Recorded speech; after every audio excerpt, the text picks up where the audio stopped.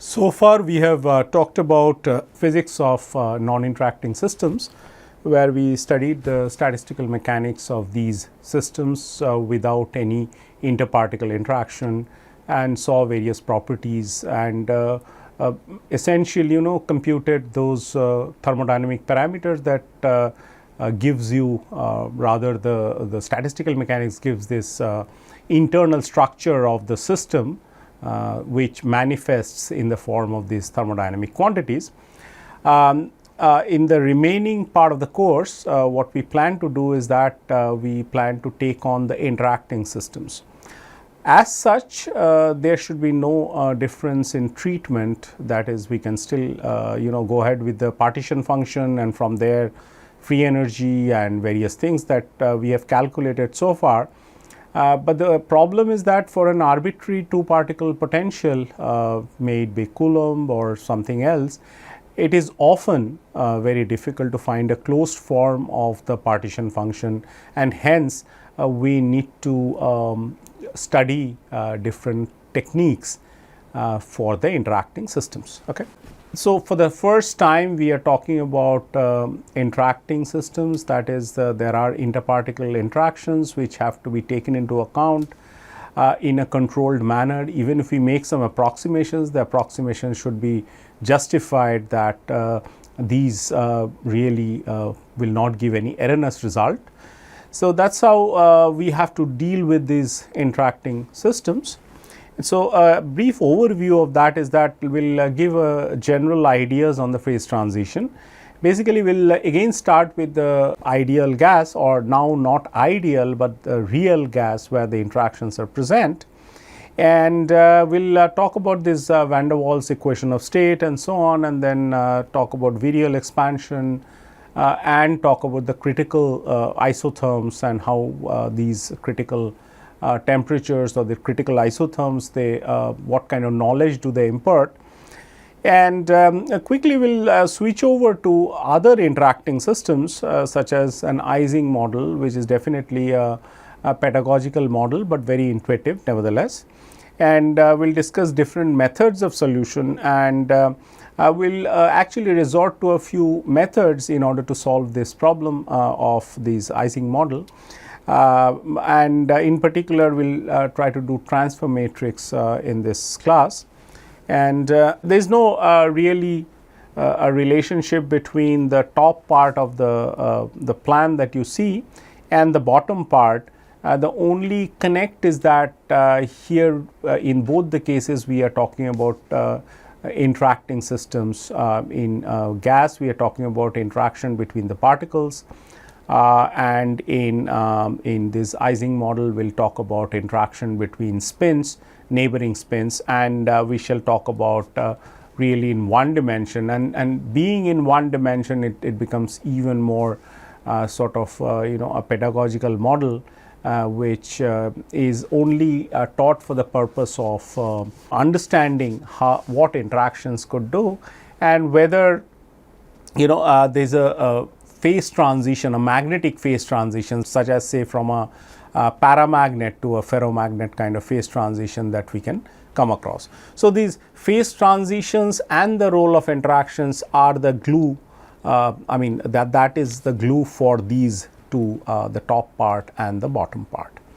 Okay, so let us start with this general definition of phase transitions. We have given this before, once again writing it.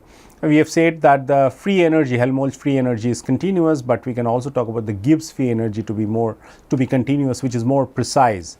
So, the first order says that the Gibbs free energy is continuous, but the first derivative of the Gibbs free energy, either with respect to temperature or with respect to pressure, they are discontinuous, and the first one is called as entropy here as you see, and the second one is the volume. They discontinuously change across a phase transition. Now, to give you a general overview, that phase transitions are always interesting. There may be the structural phase transition, suppose something going from tetragonal to orthorhombic and so on, or it goes from a paramagnet to a ferromagnet, or it's going from liquid to solid, such as say ice or water to vapor and so on, or superconductor to normal. All these things are by and large interesting, and we shall look here that how to deal with such phase transitions, what are the markers of phase transitions, and these phase transitions are more often than not, they are accompanied by these interacting, that is the interaction between the particles. Of course, we also have seen phase transitions in non-interacting systems such as ideal bosons, which gave rise to this Bose-Einstein condensation, which is like a phase transition. I mean, from a gaseous phase below a certain temperature, it becomes a condensate. Okay. But here we are more interested in talking about the role of interactions present. So, in that same spirit, the second order phase transition also can be defined, in which the Gibbs free energy is continuous, and not only that, the S and V, which were discontinuous in the first order, they are now continuous, and the discontinuity comes in the second order of G. Okay, so one of them is called as a CP, or the specific heat at constant pressure, which is minus T del 2 G del T2 at a constant P. Similarly, we have all these compressibilities and so on and so forth, and then various other quantities, which can often be associated with some order parameter, or they are experimentally measured, and they show some discontinuity at T equal to Tc. So, below Tc there is some kind of a phase that exists, and above Tc there is some other kind of phase that exists. So, a very important thing in this study is the phase diagram, which we just come to. Here we give an example of a second order phase transition in superconductors. And this is a type 1 superconductors, which has one Hc, and so inside the dome, that's the 1/4 of a circle that you see, nearly that kind of a shape. There is a superconducting phase, and there is a normal phase that lies above this line, and this is called as a phase boundary, and the whole thing is called as a so this is a phase boundary. So, across the boundary, if you either increase temperature of the system, then it goes from a superconductor to a normal state or a metallic state, and or if you actually increase the at a given temperature, if you increase the magnetic field, it will still go from a superconductor to a normal state. Okay. And here we show a phase diagram. So, this is very important to show a phase diagram in order for us to understand that what kind of phase it is going from one to another and so on. And if you look at these specific heat, this diagram as a function of temperature, then you see that below this Tc, it has some variation which is given by this line, and at T equal to Tc there is a sharp drop, or there is a discontinuity, and because the specific heat is actually a second derivative of this Gibbs free energy or even the Helmholtz free energy, it is a second order phase transition. So, this kind of phase transition we are also familiar in the magnetism context, or in the context of paramagnet to a ferromagnet transition and so on. Okay. So, we are really talking about a phase diagram and phase boundaries and so on, and something that could be quite familiar to you is the this called as a triple point diagram, or this is actually a point, this triple point as you see here, this triple point, that is the point T0, gas, liquid and solid, they coexist. Okay. And it often happens that at least two phases coexist, which we can understand if you take a block of ice in a say a cup.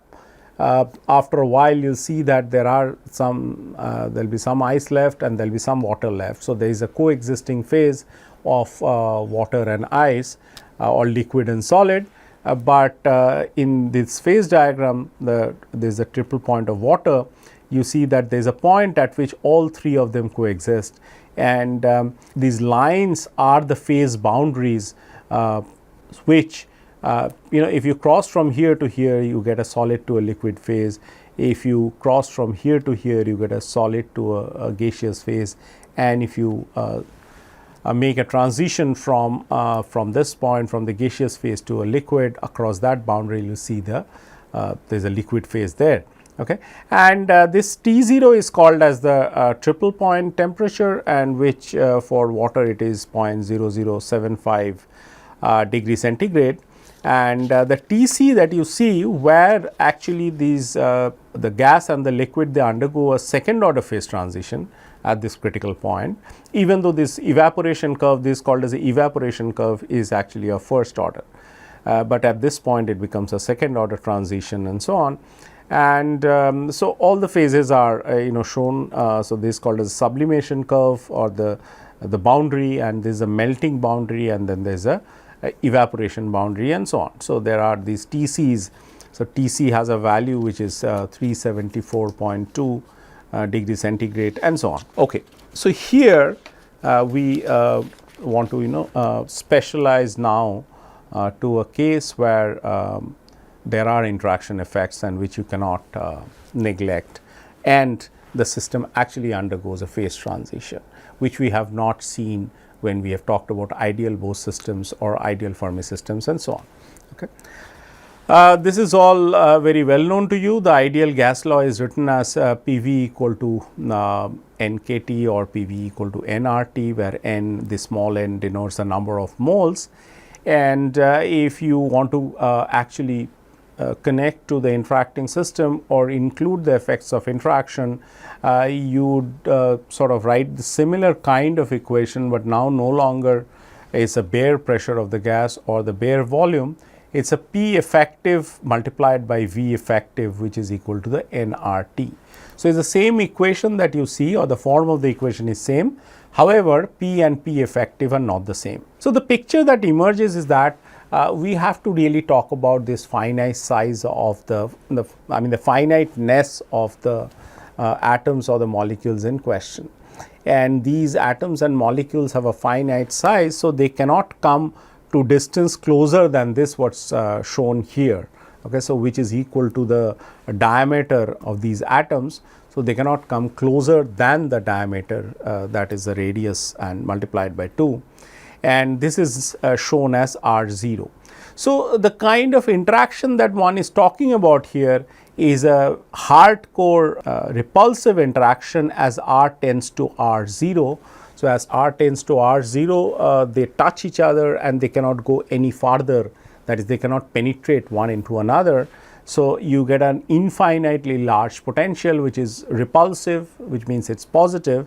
And as you make them go slightly away from each other, then the magnitude of the potential comes down, and at some value it becomes negative, and then it starts rising and becomes weakly negative at large values of R. And this has an attractive tail which is similar to the dipole-dipole interaction that we have. Okay. So, dipole potential and so on. So, the main feature of this is that they are weakly attractive at large distances and they are strongly repulsive at short distances. Okay. So, this is the main thing that one can easily understand, that why they are like that in a gas, and in which case one can actually find out that the P effective is nothing but the P, the bare P, which you do not take into account the size of these atoms and this hardcore nature.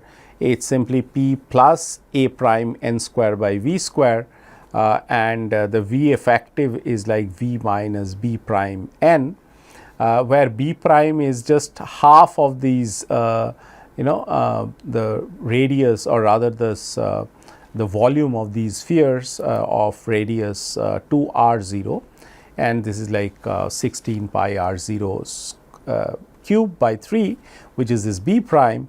And one actually gets, there are expressions of A prime as well. So, one can get these expressions, this expression which is called as a van der Waals equation of state, which tells you that it is P plus A into n over V whole square into V minus Bn equal to nRT. It's important to see that this is actually written for n moles. If you make n equal to 1, then it's P plus A by V square and V minus B equal to RT. But let us keep that the mole, the n to be the number of moles, and this is called as a van der Waals equation of state, and this all of you are aware of that this differs from the ideal equation of state, that in ideal equation of state we have simply a PV equal to RT or nRT. Here we have these P modified and V modified. So, this in our the language that we have written in the last slide is P effective, and this is like a V effective. Okay. So, we keep the same form of the ideal gas law, but now these P's are changed to P effective and V's are changed to V effective. All right. So, what do we do with that, or how do we study phase transitions, etc. So, what we do is that we can do a virial expansion, and so let us do the virial expansion. So, what we do is we start by rescaling the van der Waals equation, and what I mean by rescaling is that we write a n square equal to some other constant a. So, we scale these the a factor, which is like the correction factor. If a equal to 0, b equal to 0, you get back the ideal gas law. So, this is the scaling that we do. So, b equal to b n, and r say for example r bar is equal to n r. Okay. So, this rescaling, if you do it on this van der Waals equation of state, then what we get is that, so your P becomes equal to R bar T divided by V minus B minus A by V square. Okay. So, this gives you PV equal to RT, PV over RT is equal to, so this is, it used to be 1 earlier, but now we get all these extra terms because of the interactions being involved. So, it is A divided by R, T and V. Okay. So, that is the equation that we have to deal with, and what we do is that we do a virial expansion, which means that we do a Taylor expansion of these of this term. Okay. And what is that? So, this is equal to 1 minus B by V to the power minus 1, and it is 1 plus B by V plus B by V whole square and so on. Okay. So, you have terms, it depends at how many terms you want to keep. Then we can write down this, put this into this equation. Let us call this equation as equation 1 and this as equation 2. So, if you put 2 in 1,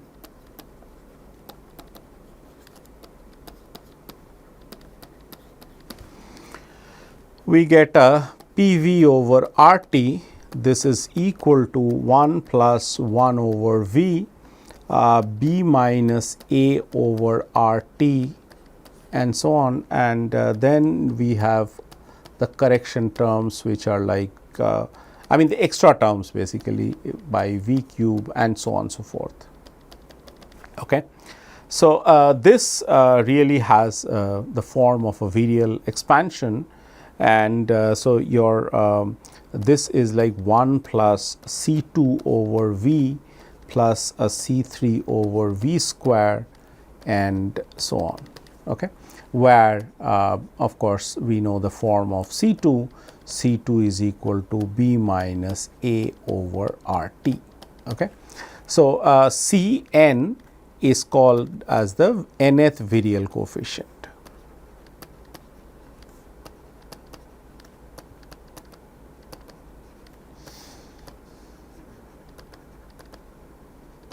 Okay. So, that is the called as this nth virial coefficient, and so the main question now is that how or rather quantitatively how much does this van der Waals equation for a real gas differ from that from the ideal gas law, which is PV equal to nRT. and this will give so these various coefficients that you see here, the nth virial coefficient or the second virial coefficient is the leading order correction to the ideal gas law. C3 is the second leading order correction to the ideal gas law, and so on. So, if you can find all these coefficients, virial coefficients, then of course, you know how much sort of real gas differs from an ideal gas. Okay. And so, let us look at these critical points, and we will look at this critical isotherms, but let us just work out this equation that you see here, this equation that you see here, which is called as a van der Waals equation of state.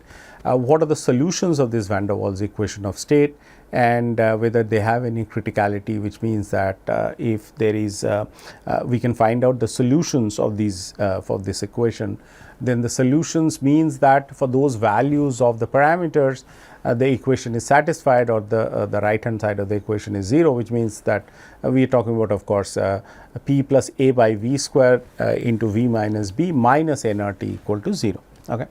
So, these will have to be solved, and then that is what we try. So, we write down this equation, recast this equation of the van der Waals equation as p v square plus a n square. This is just another way of writing it, and a v minus b, and this is equal to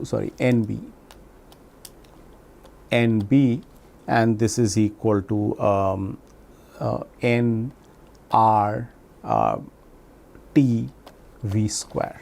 Okay. Now, you see it is a cubic equation in V.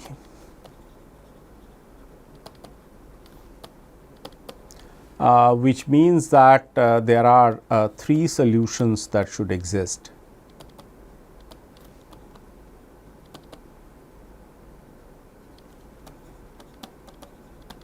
And it is not necessarily that all the solutions would be real solutions, there could be complex solutions as well. So, it is anyway, it is a third degree polynomial in V, and it is not difficult to see that for t less than T c, where T c is marked here. So, your T c is corresponding to this P c and V c corresponding to this sort of point C in the isotherm, which is for different constant temperature. So, T less than T c is what we are looking at. So, T less than T c and P less than P c, we have this equation has 3 different real roots.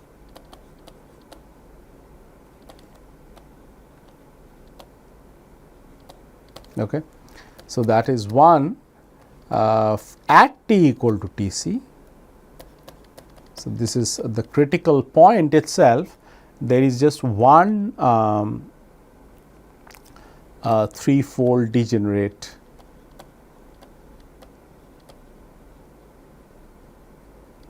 real root. Okay. So, there are still 3 roots, but all of them are same, okay, at t equal to T c, and at t greater than T c. So, we have one real root, and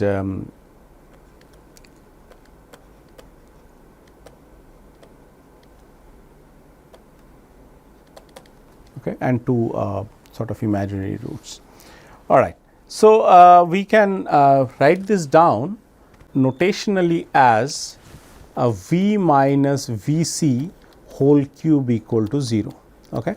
And this, if you expand it, it becomes equal to v cube minus 3 v c v square plus 3 v c square v minus v c cube. This is equal to 0. So, let me go back and show you the picture. Now, you see that there are 2 isotherms shown for temperature greater than T c. So, they have they do not have any critical temperature, or rather these are not critical isotherms, and the critical isotherms occurs at T equal to T c, where you see that it just touches this C point corresponding to a critical volume, and below that these 2 temperatures that you see below, they have these sort of points where the solution exists. So, this point, let me draw it with a color.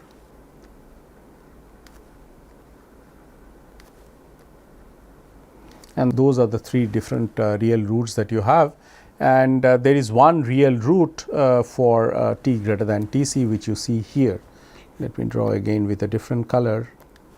So, this is that sort of temperature where you have just one real root of the this van der Waals equation of state. Okay. So, so this of course forgot to write this, but then this means that T equal to T c, P equal to P c, T greater than T c, P greater than P c, and it is easy to see from the equation of state that these are the conditions where you have these solutions. So, if you take this expansion which you see here, and if you take this term that we have written here, this equation. So, let me call this as equation 2 and this equation as equation 3. So, if you compare equation 2 and equation 3,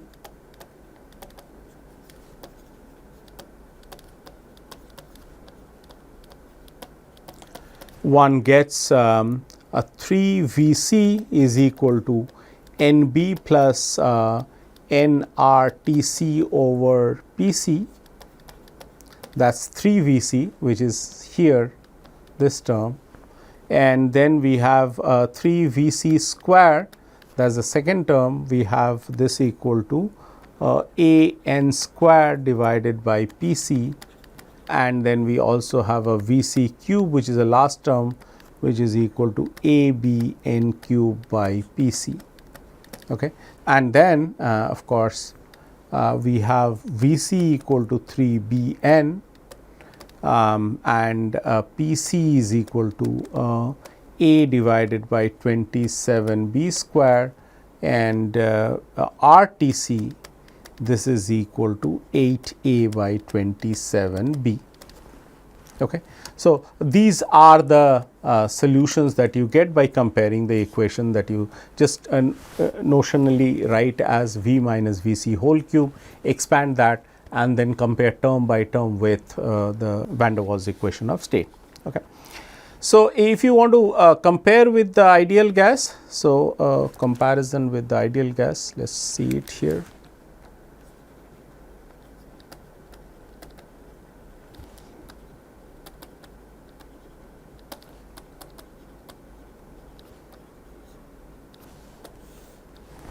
And what we do is that we get a ZC, define a quantity as ZC, which is equal to PCVC by NRTC. This is equal to, if you put in all the values that we have obtained, you get a 3 by 8, which is 0.375. So, ZC quantifies how a gas deviates from the ideal gas behavior.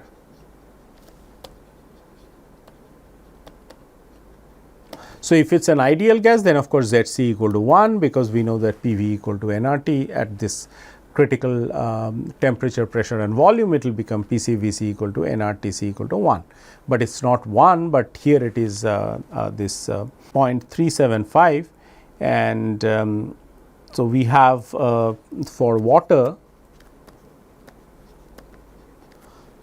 this is even worse, because you have a ZC to be even lower, which means that it deviates from the ideal gas law. So, ZC equal to 0.226 as opposed to 0.375 for a gas, and this TC comes out to be equal to 324 degrees centigrade. Okay. So, in fact, the deviation from the real gas law or from the ideal gas law is more, and this is actually it underestimates this virial expansion underestimates the deviation. So, which means the deviation is actually more. Okay. So, we just gave a very brief introduction to phase transitions, and we have tried to bring in the fact that these particles are interacting, and we have to deviate from the ideal gas law, and then we have shown that these things are, or rather these virial expansion gives you how much we differ or how much we digress from the ideal gas law by putting in some numbers, and we have shown it for a classical ideal gas or a classical gas and water, and which are these values like how much they differ, or the ZC which quantifies the digression from the ideal gas law is 0.375 and 0.226 and so on. So, had it been an ideal gas, then we would have got Z equal to 1. So, I change gear and talk about this phase transitions in magnetic systems.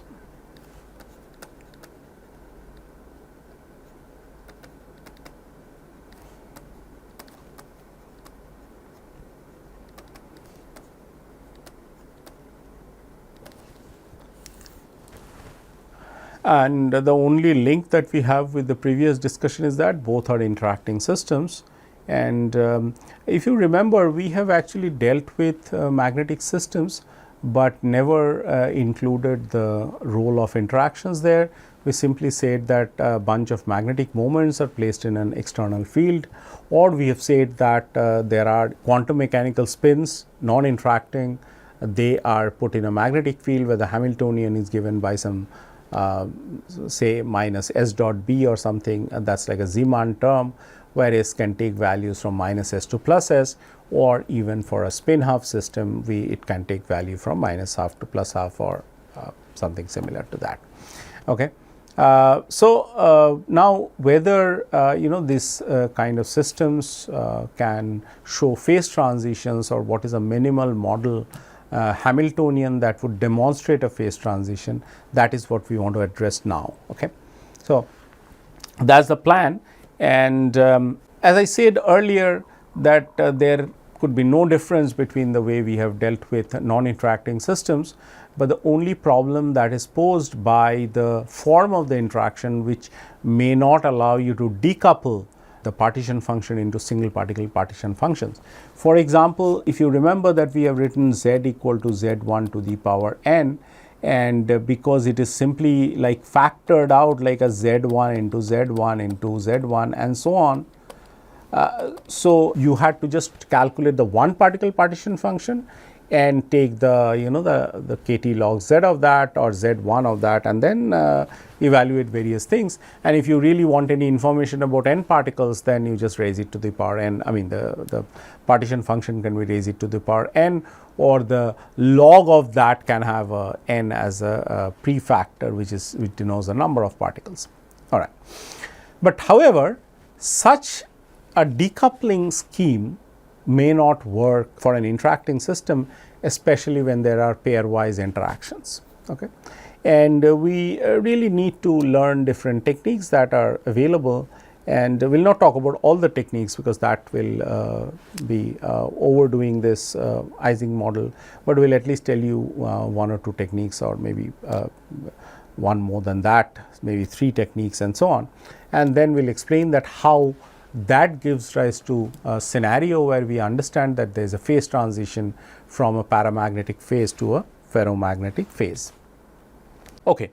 So, now this magnetic ordering, if you have read solid state physics or if you have read the magnetism chapter, you know that your paramagnet or diamagnet can be explained by without invoking any electron-electron interaction or spin-spin interaction. So, a non-interacting picture can capture the paramagnetic behavior or the diamagnetic behavior. However, if you have a ferromagnetism in the system, it is not you have to necessarily include the interparticle interactions or the electronic interactions. So, even we say that this as exchange interaction and write it as some SI dot Sj in the Heisenberg sense, but these interaction effects are solely caused by the Coulomb repulsion between the electrons. Okay.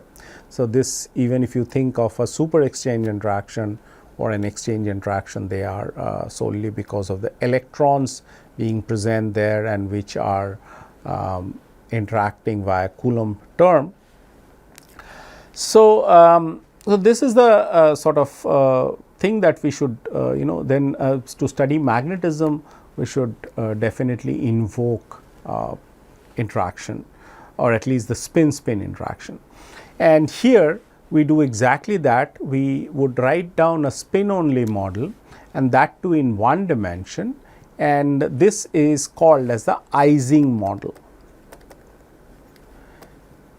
It is one of the most widely studied paradigmatic model showing phase transitions from paramagnet to ferromagnet, and there are in 2D there is an exact solution by Onsager, and in 1D of course you can solve it by a variety of methods, and I will show you some of the methods, or at least mention most of the methods that are used.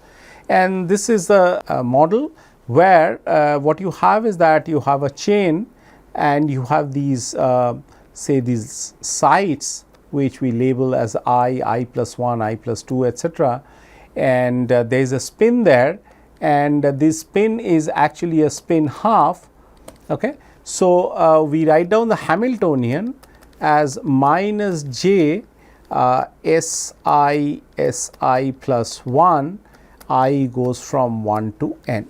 So, a spin here would interact with a spin here with an exchange interaction, or with a sort of strength which is j, and this is only a nearest neighbor interaction. So, one spin will not interact with something here, or one here will not interact with something very far away. So, the interaction is purely nearest neighbor. We are talking about one dimension, and even we can have more simplification in which we use a periodic boundary condition, we call it as PBC,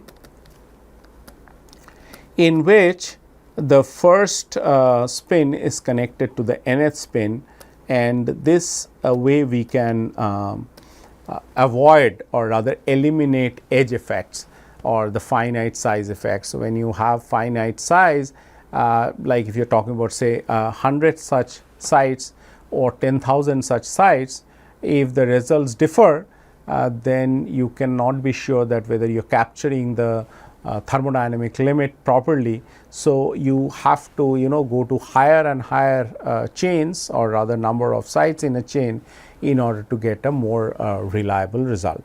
But if you do a periodically or rather if you connect the first to the end by the same interaction j, and then of course we can eliminate that edge effect. And this j is called as the exchange interaction, or this is a scalar model where Si takes values plus or minus 1, each of the Si's that are there in the site corresponding to the Z component of the spin half object that you see. And each of these spin half objects, they interact with each other by a strength j, and we are taking j to be positive here. Okay. And for this discussion we are taking this j to be positive. Now, in 1D this model would not show any phase transition, and why is that? The reason is that if you have, suppose this let us talk about 6 spins. So, we have a j here, we have a j here, we have a j. So, the energy of this fully ordered state, it is a ferromagnetic state, is equal to, let us call it as E F. This is equal to minus 5 j, right, because there are 5 bonds there and we have not done any double counting. Okay. Now, you consider another state which is fully disordered, because this is 0 magnetic moment, the net magnetic moment is 0, but then you see that you have only broken one bond as compared to this one, the one that is on the top. So, okay, corresponding to say for example, this is A and this is B. So, it is only one bond broken in B. So, this for the paramagnet, the energy is equal to minus 4 j. Okay. So, the delta of E divided by, say for example, E f is nothing but equal to 1 over 5. Okay. Just talking about the magnitude of that. So, this is like 1 over 5. So, for n spins or n sites, this thing will go as 1 over n. This change in the relative change in energy between a fully disordered state and a fully ordered state. Okay. So, now you see that as n tends to infinity, this difference between a fully disordered state and a fully ordered state goes to 0, which means that the system can never order at any finite temperature. Okay. With a very sort of infinitesimal, very small infinitesimal temperature, the system would make a transition from ferromagnet to a paramagnet, and there will be no ordering that can happen. Okay.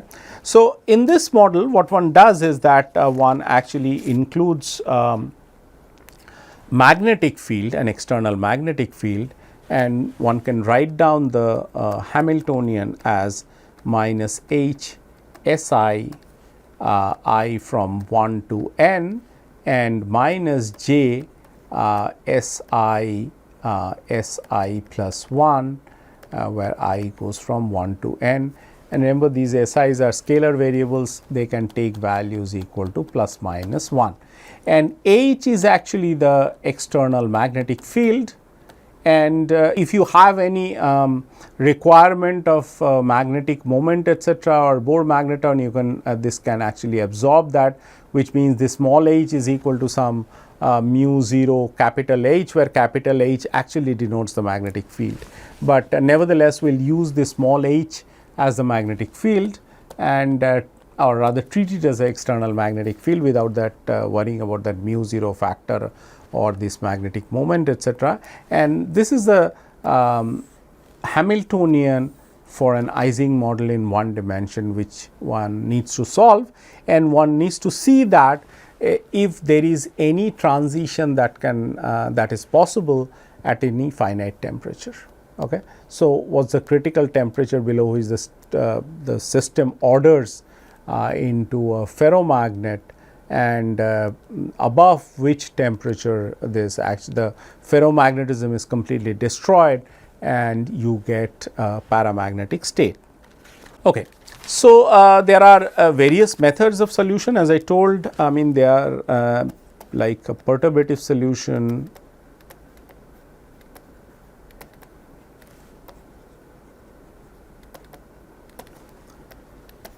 a variational solution,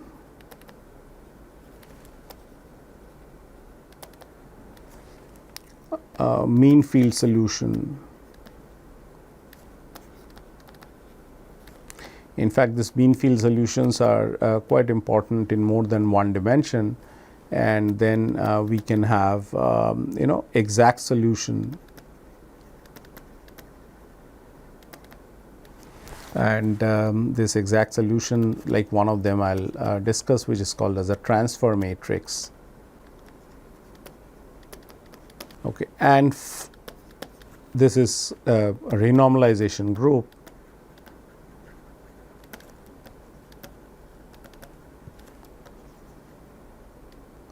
So, I will also show the renormalization group, and there are fully numerical methods such as Monte Carlo simulations etc., which also captures this phase transition in this model.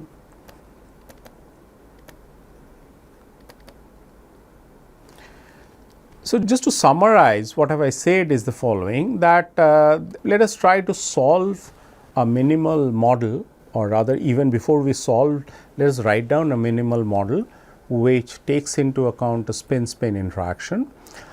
If we are lucky enough, we will be able to write down the partition function in terms of, or rather we will be able to decouple it and solve for that, and then get various physical quantities. If we are not, then we have to resort to some numerical solutions etc., and there are other analytic solutions that exist. Like for example, in this perturbative solutions, you can take this the second term as the perturbation and the first term as the parent term, which is h 0. So, h equal to h 0 plus h 1, and then you can calculate the correction at a given order to the ground state energy, and also you can calculate the ground state wave function and so on. And from there, suppose you are able to calculate the partition function in a closed form, and then you know what to do. You calculate f, and then you calculate m, which is del f del h, and magnetization will tell you that whether there is a paramagnetic state which corresponds to m equal to 0, and m to be finite for this for the ferromagnetic phase. Okay. So, let us do one at least for now, and then we will continue with other methods later. So, what is a transfer matrix method? So, let me write down the Hamiltonian once again. So, the Hamiltonian is minus h sum over I S I, you know the sum is over 1 to n, and minus j S I plus 1. See, over this large period of time that this model was proposed, and then the extensive analysis, study of this model, investigation, and different variants of this model have been talked about. As I said, that this model it can be solved in 1D, but cannot be solved exactly in 1D by the known methods, and this Onsager provides a solution. Known methods means, of course, that is also a known method, but the methods that we have discussed so far. Here we are going by a conventional method which gives you the solution. As I said that there is no solution there is no TC which gives rise to or rather which demarcates the paramagnetic phase from the ferromagnetic phase. That is, T less than Tc we have a ferromagnet, and T greater than Tc we have a paramagnet in the bare model, that is without this H term. However, in 2D Ising model, these number of neighbors are not just one, right. We saw that one bond is broken between a typical disordered state and a typical ordered state. Okay. This change in energy in 2 dimension is of the order of root n, not 1, of the order of 1. So, root n, for n to be large, this change in energy separating the disordered state and the ordered state could be very large, which stabilizes. And Onsager actually found that the result for this gives you about I think around 2.26 J over K, that is the transition temperature. Tc equal to, if I am not wrong, exact number, let me check then. Yeah. So, this is 2.269 J over K in 2D, and there is no analytic solution in 3D, but this actually becomes equal to 4 J over K in 3D. Okay. And in 1D this Tc is equal to 0, but of course, we are now including this magnetic field that is there, and so we are going to solve it by a method called as a transfer matrix method, and the transfer matrix method involves writing down the partition function. So, the partition function that we can write down here is Z. Now, I will sort of open it and use periodic boundary condition. So, I will write in PBC. So, Z is equal to this sum over S. Now, S, as I said, can take values plus 1 or minus 1, and its exponential beta j, S1 S2 plus S2 S3 plus S n S1. That is what I said, that they are the last and the first are connected by a j, and then we also have exponential. So, it is exponential minus beta h, that is what I am writing. So, exponential beta h, S1 plus S2 and so on, and then all the way till Sn. Okay. So, that is the thing that you have to, or rather that is the expression that you have to compute, for all of S's, that is S1, S2, S3, to have values +1 and -1. Okay? And one can actually use a trick, because you see these things twice inside the product.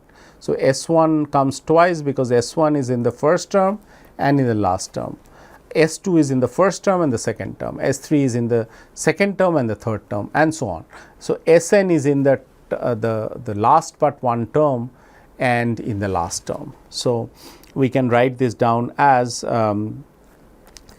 exponential beta j S1 S2 plus beta h S1 plus S2 by 2 and exponential beta j S2 S3 plus, these are all inside the exponential. Okay. So, please make sure that you have nice brackets everywhere, so that there is no confusion.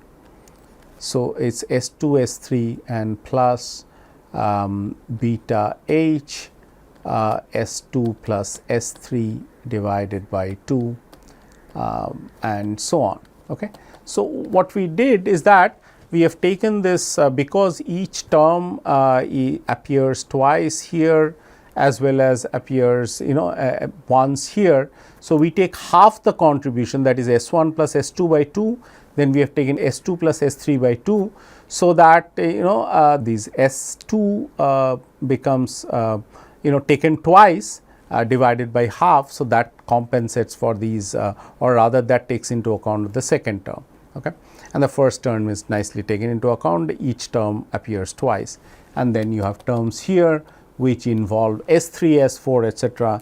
And the last term would look like exponential beta j Sn S1, okay, plus a beta h Sn plus S1 by 2. Okay. So, that is the closed form of this. If you can solve this, you would get the partition function, and then getting all other quantities is not a problem. All right. So, this we write as a transfer matrix S1 S2. This we write as a transfer matrix S2 S3, and this we write as transfer matrix Sn S1 and so on. Okay. Now, all these are identical, because each of the S's Si that you see have to be summed over the values +1 and -1. So, that is easy to do. We can like write down this Si Sj, that is any of the I and j to have elements which can be written down in the basis that you have. So, we write this matrix and we write it in a basis in which my Si equal to 1, Si equal to -1, and I have a Si plus 1 equal to 1 and Si plus 1 equal to -1. So, the neighboring spins like S1, S2, S2, S3, etc. This when they are both equal to 1, then what happens is that you have a 1 into 1 which is 1, and 1 plus 1 by 2 is just 1. So, it is exponential beta j plus beta h. So, we can write this as exponential beta j plus h for this 1 term. And similarly, for the -1 you see that this will be -1 into -1, which again becomes exponential beta j, but then this -1 by 2 becomes exponential minus beta h. So, this can be written as exponential beta j minus h.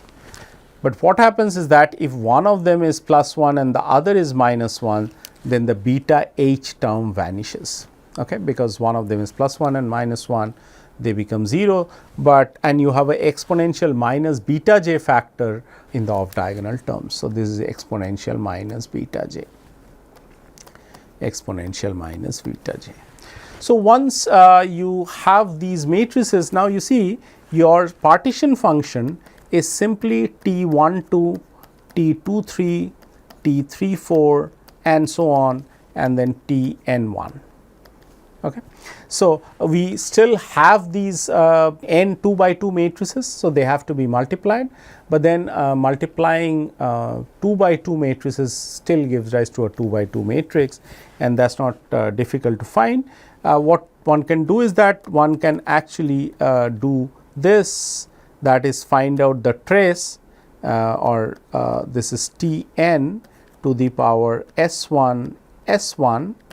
Now, you see it is here I mean S1 well I mean this is actually S1 S2 if you write it in that. So, here T ij equal to T si Sj. I am just using a shorthand notation here. So, instead of writing S1 S2 I just write T12. So, I can write this as this S, and then it is a T to the power n 1 1. Okay. So, what it means is that when you multiply, you see that you will have these multiplication of this n 2 by 2 matrices, and the solution for that is that a trace of T to the power n, where T is each of these matrices that we write here. So, we have to take these take a matrix, raise it to the power n, and then take the trace of that. Now, this raising it to the power n is not difficult, because this, when you have a trace here, this really means the sum of the eigenvalues of this T matrix. So, lambda I belongs to, or rather denotes, the eigenvalue of the T matrix. Okay. So, of the Ti matrix of a particular matrix. So, you see the partition function just reduces to finding the eigenvalue of each of those matrices or just one matrix, and then raise it to the power n. There are two eigenvalues of course, because it is a 2 by 2 matrix. So, we have to just deal with that sum. Okay. Now, what happens is that this we can simply write it as z is equal to lambda 1 to the power n plus a lambda 2 to the power n, okay, because there are two lambdas, and you can easily solve for this lambda by solving this 2 by 2 matrix that you see here. So, these the matrix that you see here has eigenvalues lambda 1 and lambda 2, and then lambda 1 and 2 are written as exponential beta j cosine hyperbolic beta j, and a plus minus exponential 2 beta j plus sine hyperbolic square beta h plus exponential minus 2 beta j, and that is it to the power half. So, lambda 1 corresponds to the positive sign that you see between the two terms, and lambda 2 corresponds to the negative sign that you see between the two terms. Now, what happens is that one of them is larger, lambda 1 is larger because there is sum of two positive definite quantities. Now, when you raise it to the power n in order to calculate the partition function, lambda 2 will start diminishing as n increases. So, what I mean is that your lambda 1 is greater than lambda 2. So, lambda 1 to the power n is much greater than lambda 2 to the power n. So, hence neglect one of the eigenvalues, that is a smaller eigenvalue, completely from the partition function.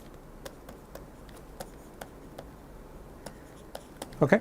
So, we can write this z is equal to lambda 1 to the power n, and I hope it is clear to you that why I neglected this the other term. That is because with increasing these with increasing n, the lambda 2 which comes with a negative sign becomes smaller and smaller. So, if you have a large n, that is number of sides being large, you have these one of the eigenvalues will dominate, the other eigenvalue will go to 0. And now, it's straightforward. We calculate the magnetization in order to do this, rather to see the the phase information, whether this phase has a sort of magnetization, finite magnetization. Important question is that whether there is a magnetization without a magnetic field, which is called as spontaneous magnetization.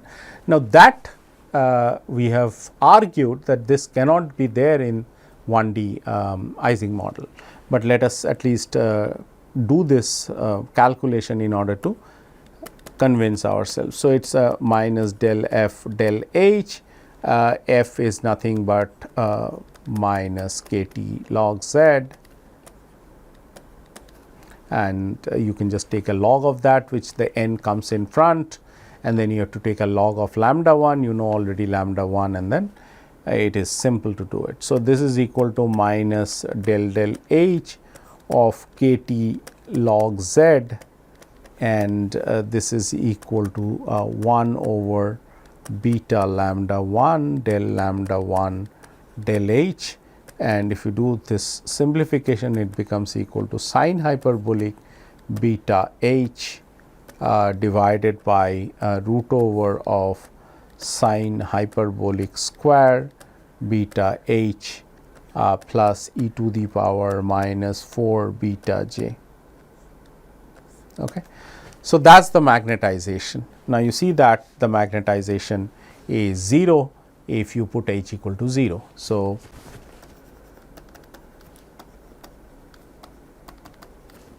no spontaneous magnetization. So, it cannot order, and we have given that energetic argument to show that this model in 1D can really not order if you do not put a magnetic field.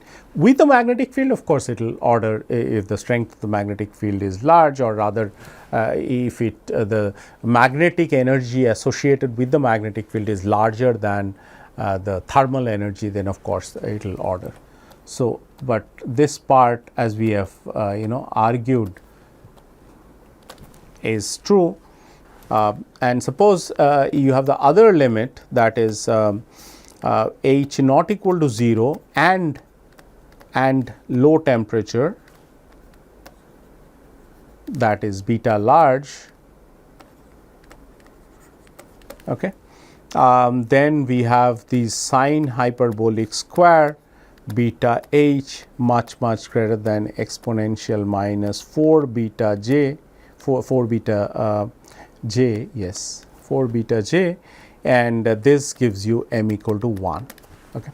And so, this also agrees with our earlier understanding of the spin system, non-interacting spin system. So, if you have a magnetic field and you have this pairwise interaction between the spins, the neighboring spins, and you have the magnetic field not equal to 0 and you are still at low temperature, then there is a phase transition that exists. So, there is a phase transition